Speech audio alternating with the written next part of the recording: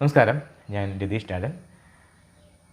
കർക്കിടകം കൂറിൽ പൊണ്ടോ നക്ഷത്രത്തിൻ്റെ അവസാനത്തെ കാൽഭാഗം പൂയം, ആയില്യം ഇത്രയും ഉൾക്കൊള്ളുന്നതാണ് കർക്കിടകക്കൂറ്. ഈ കർക്കിടകക്കൂറിൽ ജനിച്ച ആളുകൾക്ക് 2025 ജൂലൈ മാസം ഉണ്ടാകാൻ സാധ്യതയുള്ള സാമാന്യമായിട്ടുള്ള ഫലങ്ങളാണ് പറയാൻ പോകുന്നത്. കർക്കിടകക്കൂറിൽ ജനിച്ച ആളുകൾക്ക് പൊതുവെ ഈ ഒരു മാസം ധാരാളം ധനാഗമം, സാമ്പത്തികമായിട്ടുള്ള നേട്ടങ്ങളുണ്ടാവും. പക്ഷേ എങ്കിലും അതനുസരിച്ചുള്ള ചിലവുകൾ വർദ്ധിക്കാനുള്ള സാഹചര്യം കൂടി ഉണ്ടാവും.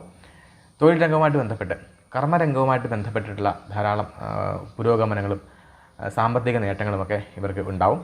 അതുപോലെ തന്നെ ഈ കർക്കിടകക്കൂറുകാർക്ക് ഈ സമയത്ത്, ഈ ഒരു മാസം പ്രത്യേകമായിട്ട് ചില വിഷയങ്ങളിൽ താല്പര്യം ഉണ്ടാവുകയും അപൂർവമായിട്ട് ചില വിഷയങ്ങളിൽ താല്പര്യം ഉണ്ടാവുകയും ആ വിഷയങ്ങൾ സാധാരണ അവർക്ക് പഠിക്കാത്ത തരത്തിലുള്ള ചില വിഷയങ്ങളിൽ താല്പര്യം ഉണ്ടാവുകയും അത് പഠിക്കുന്നതിന് വേണ്ടി ശ്രമിക്കുകയൊക്കെ ചെയ്യുന്ന ഒരു സമയമാണ് ഈ ഒരു ജൂലൈ മാസക്കാലം.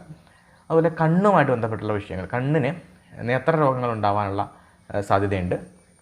പലരോടും നുണ പറയേണ്ട സാഹചര്യങ്ങൾ ഈ ഒരു സമയത്ത്, ഈ ഒരു മാസം കർക്കിടകക്കൂറുകാർക്ക് ഉണ്ടാവും. കടം വാങ്ങാതെയും കടം കൊടുക്കാതെയും ഇരിക്കേണ്ട ഒരു സമയമാണ് ഈ ഒരു ജൂലൈ മാസക്കാലം.